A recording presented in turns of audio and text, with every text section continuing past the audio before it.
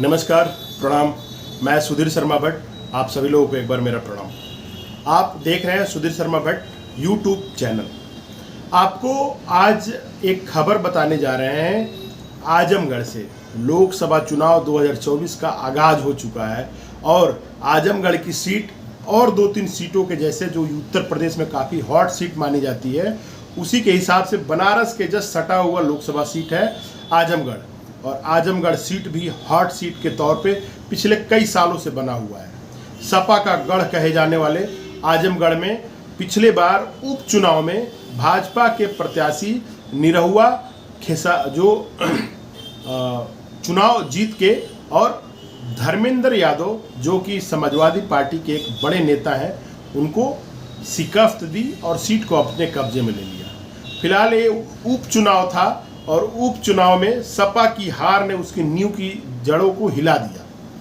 लेकिन 2024 चुनाव का आगाज होते ही सपा के खेमे में खलबली मची हुई थी कि आखिर में ये सीट तो हमने गंवा दिया उपचुनाव में, इसको हम फिर दोबारा कैसे पाएं।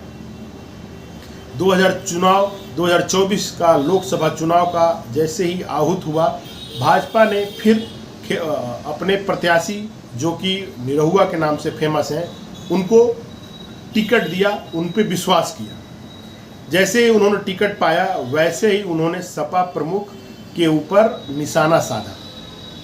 निशाना साधते हुए उन्होंने बोला कि मैं अब आजमगढ़ में दोबारा चुनाव लड़ने के लिए तैयार हूं और यहाँ पे जो भी समाजवादी पार्टी का कैंडिडेट होगा उसको हराने के लिए सारे जुगाड़ों का, सारे तरह का कर्म को मैं करूँगा।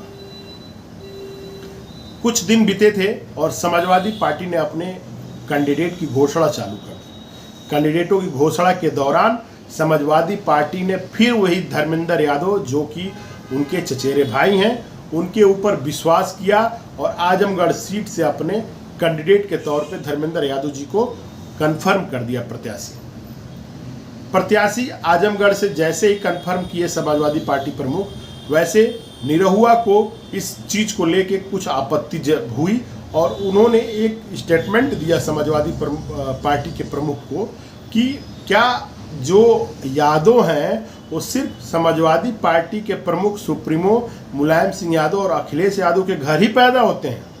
पूर्वांचल में कोई ऐसा यादव नहीं था जिसके ऊपर उनको विश्वास हो, उसको सीट दें। बात जायज थी, जनता वहाँ की देख रही थी और देख रही है कि क्या समाजवादी पार्टी में कोई और यादव नहीं था। अगर वो यादव को ही सीट देना था तो क्या पूर्वांचल में कोई और ऐसा यादव नहीं था जिसके ऊपर ट्रस्ट किया जाए।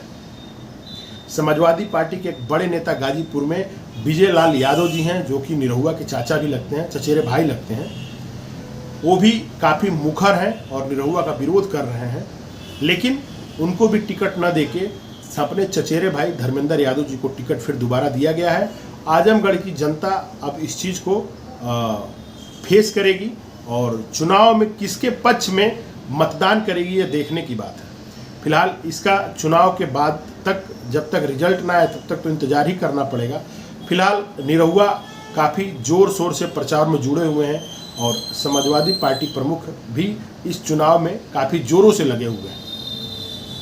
धर्मेंद्र यादव जी का जो पिछला चुनाव था वह हारने के बाद यह एक परीक्षा की घड़ी होगी कि फिर वो अपने खोई हुई ज़मीन को वापस पाएंगे या निरहुआ के सामने पुनः हार के आजमगढ़ की सीट को भाजपा की झोली में डाल देंगे और समाजवादी पार्टी के लिए हमेशा के लिए अपनी जगह कही जाने वाली धरती, उर्वाऊ धरती को, जो एक उपजाऊ धरती है, उसको खो देगी समाजवादी पार्टी। समाजवादी पार्टी के लिए नाक की बात बनी हुई है और जो निरहुआ है वह इस बात को लेकर मुखर हैं कि क्यों उन्हीं के घर का कोई कैंडिडेट, क्यों नहीं पूर्वांचल से कोई और यादव, अगर यादव को देना हो तो, या समाज में और भी बिरादरी के प्रत्याशी हों उनको क्यों नहीं टिकट, क्यों सिर्फ समाजवादी पार्टी से एक परिवार विशेष के लोगों को टिकट आजमगढ़ सीट से, जो कि सुरक्षित मानी जाती है। इसका इंतजार रहेगा, लोग इसके इंतजार में हैं और फिलहाल चुनाव का प्रचार अब चालू हो गया है।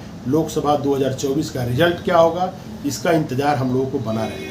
आजमगढ़ की जनता के ऊपर यह हम लोग निर्णय छोड़े। वैसे आप लोग हमें बताएं कि इन दोनों प्रत्याशियों में कौन सा प्रत्याशी चुनाव से जीत के वापस आएगा और अपने पार्टी का नाम ऊंचा करेगा। आप लोग हमें कमेंट में ये बता सकते हैं। और आप लोगों को पुनः एक बार मेरा प्रणाम। मैं सुधीर शर्मा भट्ट।